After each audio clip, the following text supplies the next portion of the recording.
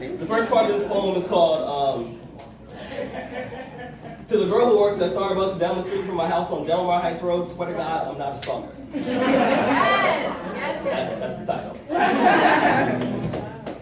When I asked you for a chai latte, what I meant to say was, I was walking past. I saw you in the window. To be honest, I only came in here because I had to know what your voice sounded like. Instead of saying that, I got really nervous and ordered the first thing on the menu. I don't even know what chai is. Or a latte, for that matter. I imagine that when God made you, I bet he cussed for the first time.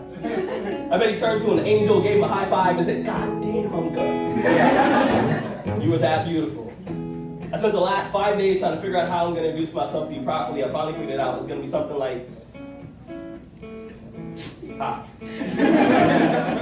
That's all I got so far. But I think it's a good start. Hey, I want you to bite my lip until I can no longer speak. And then suck my ex-girlfriend's name out of my mouth just to make sure she never comes up in our conversation. So I'm going to be honest. It's not often that I find myself eager to write about love. In fact, every time I try to write about love, my hands cramp. Just to show me how painful love can be. Sometimes my pencils break, just to prove to me that every now and then love takes a little more work than you plan. I heard that love is blind, so I write all my poems in Braille. And my poems are never actually finished because true love is endless. I've always believed that real love is kind of like a supermodel before she's airbrushed.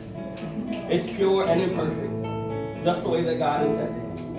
I'm gonna be honest, I'm not much of a love poet. But if I was, I'd write about how I see your face in every cloud and your reflection in every window. See, I've written a million poems hoping that somehow, maybe some way you'll jump out of the page and be closer to me, because if you were here right now, I would massage your back until your skin sings songs that your lips don't even know the words to. Until your heartbeat sounds like my last name. You see, I'm not much of a love poet, but if I was, I'd write about how you have the audacity to be beautiful, even on days when everything around you is ugly. I'd write about your eyelashes and how they're like violin strings that play symphonies every time you blink. If I was a love poet, I'd write about how I melt in front of you like an ice sculpture every time I hear the vibration in your voice, and whenever I see your name on the caller ID, my heart plays hopscotch inside of my chest. It climbs onto my ribs like monkey bars, and I feel like a child all over again. And I know it's gonna sound weird, but sometimes I pray that God somehow turned you back into one of my ribs just so I would never have to spend an entire day without you.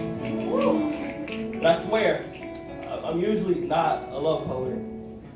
But if I was to wake up tomorrow morning and decide that I was going to write about love, my first poem, it would be about you.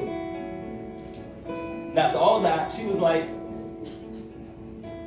so how do you feel about me? And I said, put it like this. I want to be your ex-boyfriend's stuntman. I want to do everything he never had the courage to do. Like trust you. I swear, when our lips touch, I can taste the next 60 years of my life. See, last night, I had a dream.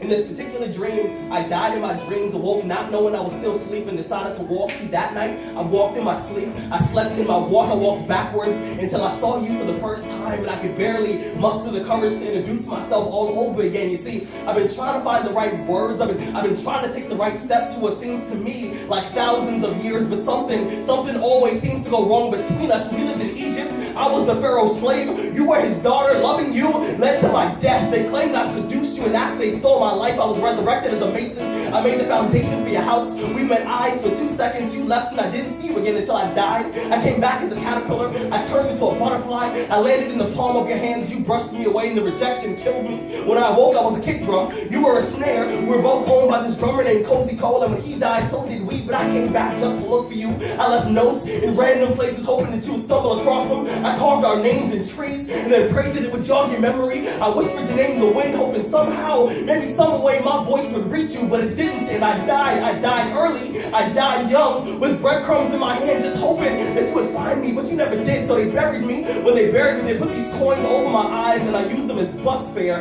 to get back to earth just so I could look for you. That's why sometimes, when we hold hands, every so often I hold on a little too tight, and I'm sorry. I just don't want to lose you again.